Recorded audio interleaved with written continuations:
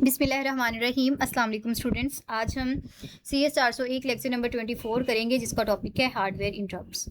तो जैसे हम पिछले लेक्चर्स में बात कर रहे थे और जो मैकेनिज़्म हम इस्तेमाल कर रहे थे, बिल्कुल वही वाला जो मैकेनिज़्म होता है ना, वो हमारी रियल इंटरप्ट्स के लिए यूज़ होता है। और हमें ये पता है कि रियल इंटरप्ट्स वो होती हैं जो एक्सटर्नल हार्डवेयर जनरेट कर रहा होता है।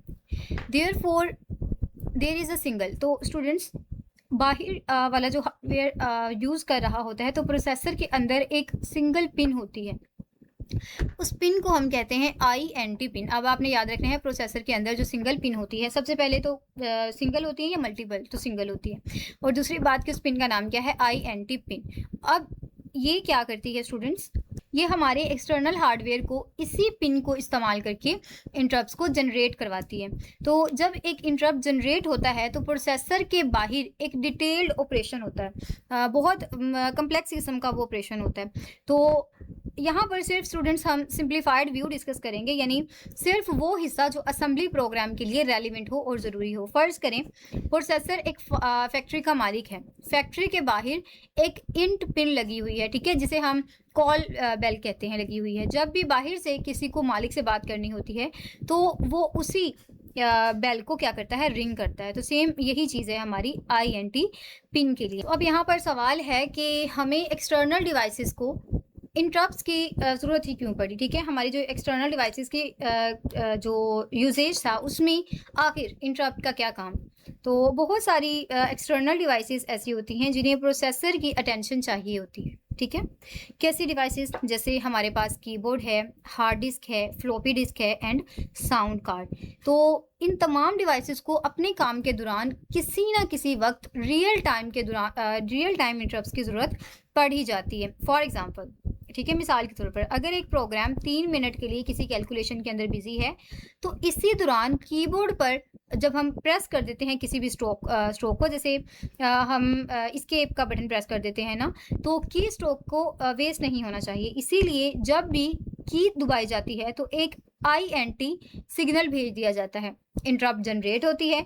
इंटरप्ट हैंडलर इस प्रेस की गई की को बाद में इस्तेमाल करने के लिए स्टोर कर लेता है, और इस तरह जब प्रिंटर प्रिंटिंग करने में मसरूफ़ होता है तो हम इसे मज़ीद डेटा नहीं भेज सकते, क्योंकि वो कहता है पहले मैं अपना काम करूँगा, ठीक है, और फिर मैं किसी और डेटा को लूँगा।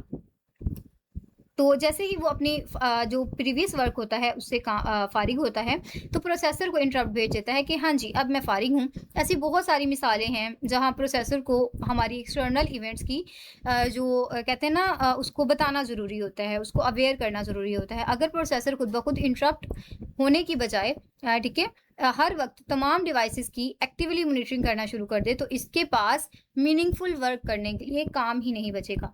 तो यही चीज़ है ना कि अगर कहते हैं ना कि अपना फोकस अपने विजन पर रखो, अपने गोल पर रखो, इधर उधर अपने कान मत दौड़ाओ। तो ये एक कोट भी है कि समझदार इंसान वो है जो हर बात, हर काम और हर इंसान के अंदर दिलचस्पी ना रखता हो, ठीक है।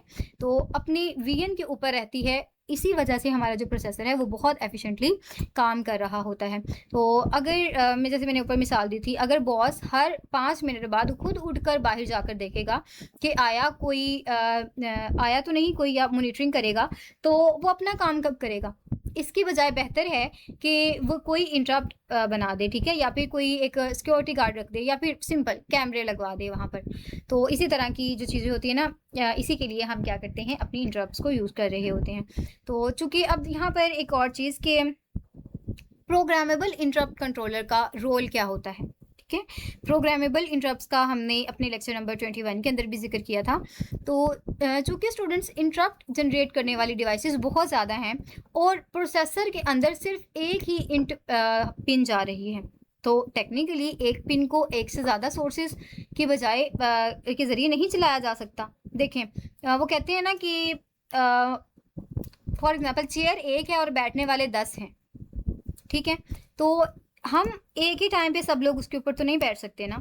इसीलिए दरमियान में एक कंट्रोलर इस्तेमाल किया जाता है, जिस कंट्रोलर को हम कहते हैं प्रोग्रामेबल इंटरप्ट कंट्रोलर। تو اس چیز کو آپ یہاں پر میں ہائی لائٹ بھی کر دیتی ہوں فار لرننگ. تو اسٹوڈنٹ اس کو آپ نے اچھے طریقے سے یاد کر لینا ہے. اس کو ہم کہتے ہیں پروگرامیبل انٹرپٹ کنٹرولر PIC. ٹھیک ہے. اس PIC میں 8 ان پٹ سگنل ہوتے ہیں اور ایک آؤٹ پٹ سگنل ہوتا ہے.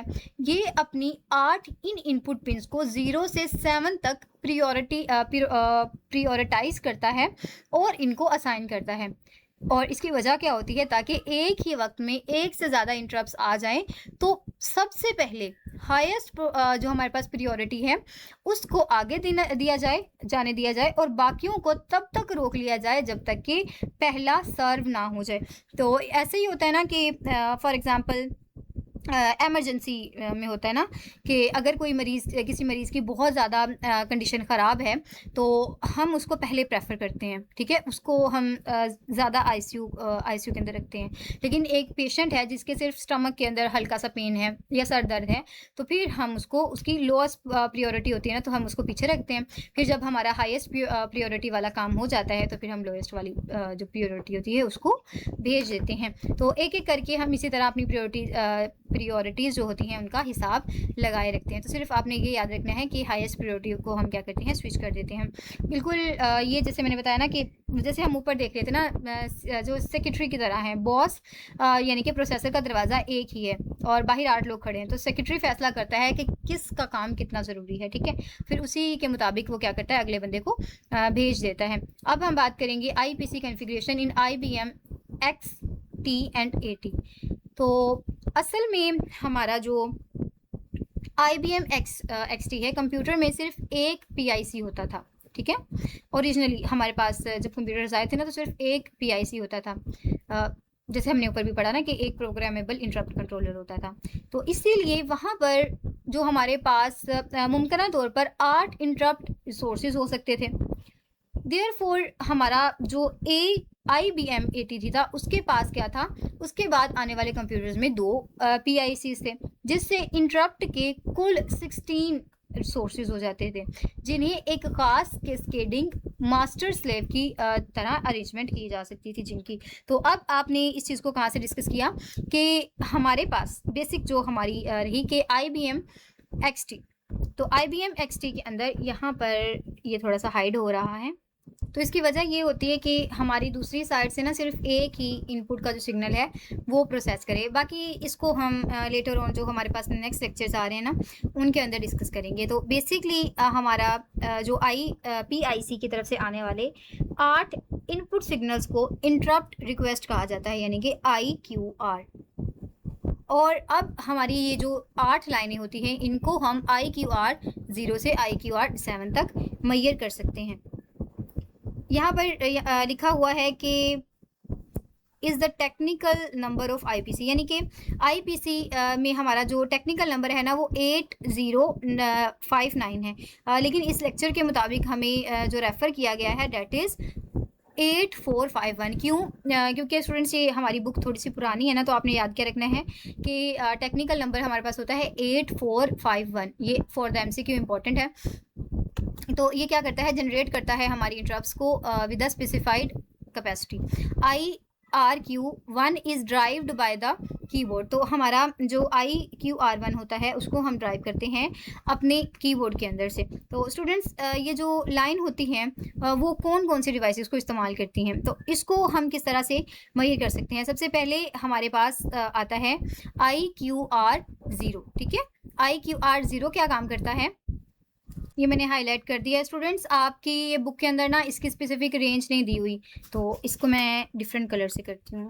2 منٹ. تو یہ نا ہم اس کو 1 by 1 ڈسکس کریں گے کیونکہ 0 سے جب ہم سٹارٹ کریں گے تو ہمیں زیادہ اچھے سے سمجھ آئے گی بجائے اس کے کہ ہم اندر سے اس کو ڈسکس کریں. تو پہلے میں ٹیک می 1 منٹ میں اس کو ہائی لائٹ کر دیتی ہوں اور جو یاد کرنے والی چیزیں ہوں گی ان کے لیے ہم گرین کو یوز کرتے رہیں گے.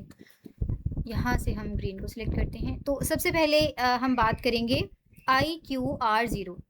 یہ ہمارے پاس بیسکلی ایک ٹائمر کے تھرو کام ہو رہا ہوتا ہے.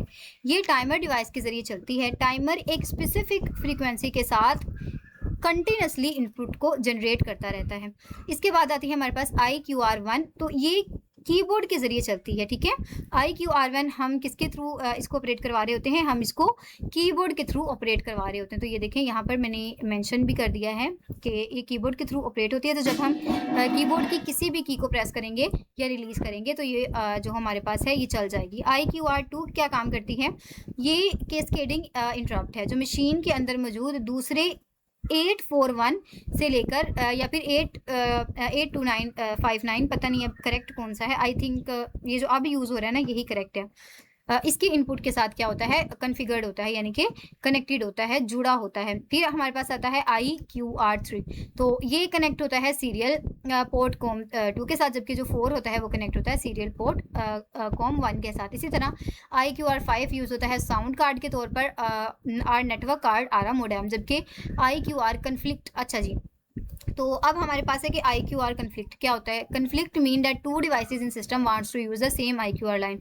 तो जहाँ पर दो डिवाइसेस सिर्फ एक ही IQR को यूज़ करने के लिए जंग कर रही हो तो उसको हम कहते हैं IQR कन्फ्लिक्ट। इसी तरह हमारा IQR6 किसके लिए यूज़ होता है, हमारी फ्लॉपी डिस्क ड्राइव के लिए यूज़ होता है, जबकि IQR7 पैरेलल पोर्ट्स के लिए यूज़ होता है। तो इसको आपने एक बार देख लेना है, ये इस तरह इतना मुश्किल नहीं है कि ये चीज़ आपको भूल जाएगी।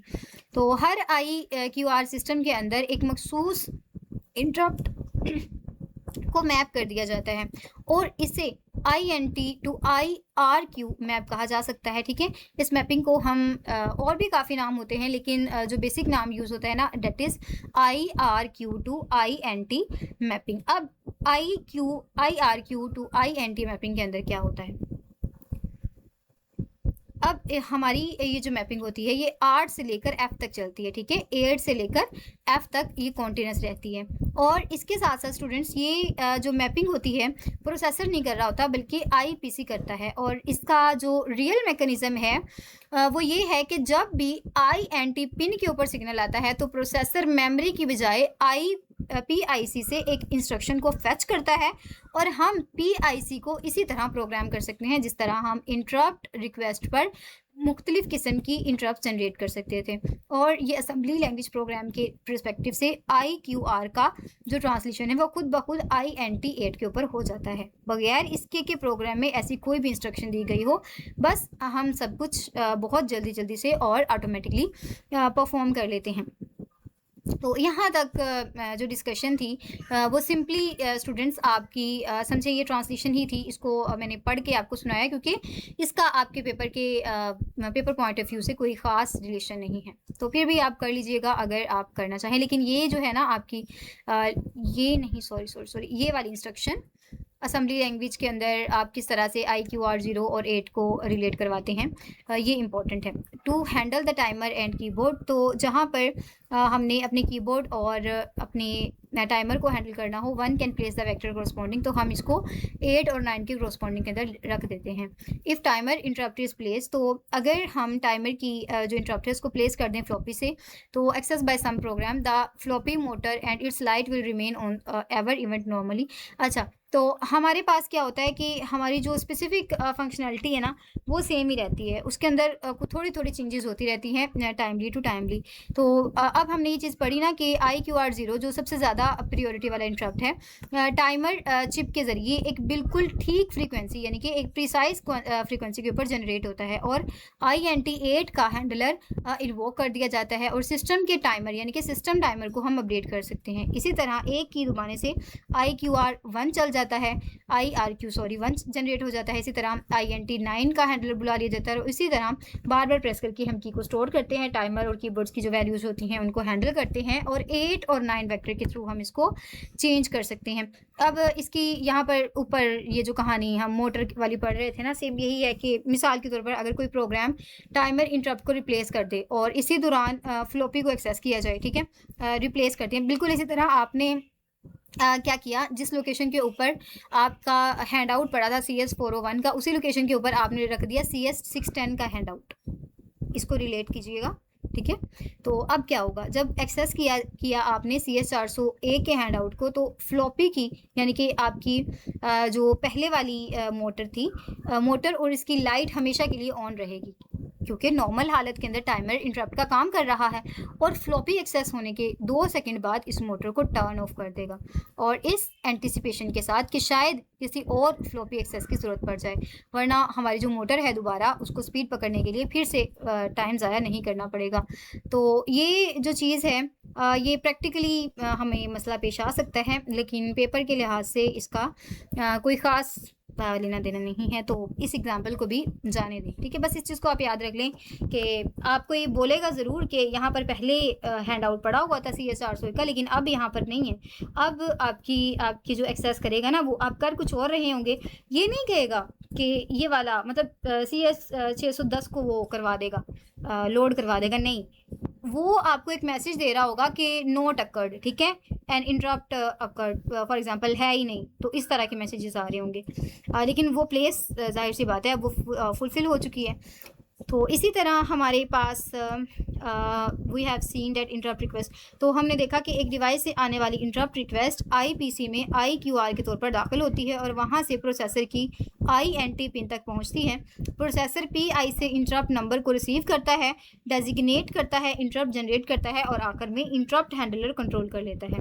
तो जो चाहे वो इससे कर सकता है, यानी कि तमाम फंक्शनैलिटी को परफॉर्म कर सकता है। जब हैंडलर इस इंटरप्ट को सर्विंग करने का काम मुकम्मल कर लेता है तो जाहिर सी बात है उसने IPC को इन्फॉर्म करना होता है और मुकम्मल तौर पर इस चीज़ को बताना होता है कि मैंने अपना काम ख़त्म कर लिया, और इस सिग्नल के लास्ट पर एंड ऑफ द इंटरप्ट भेज दिया जाता है, जिसके थ्रू हम इनपुट आउटपुट पोर्ट्स को यूज़ करते हैं। सिर्फ आप ये याद रख लें कि एंडिंग के ऊपर क्या होता है कि जब हमने उसको हैंडल करना होता है ना, तो क्या करते हैं हम लोअर प्रायोरिटी के थ्रू IPC को मैसेज भेजते हैं और जिसको हम कहते हैं एंड ऑफ द इंटरप्ट, यानी कि EIO, और उसके बाद हम इसको सेंड कर देते हैं इनपुट आउटपुट पोर्ट्स तक। तो माजरत थोड़ा सा पीछे शोर हो रहा है मौसम ख़राब होने की वजह से। दुआओं में ज़रूर याद रखिएगा। फ़ी अमानिल्लाह।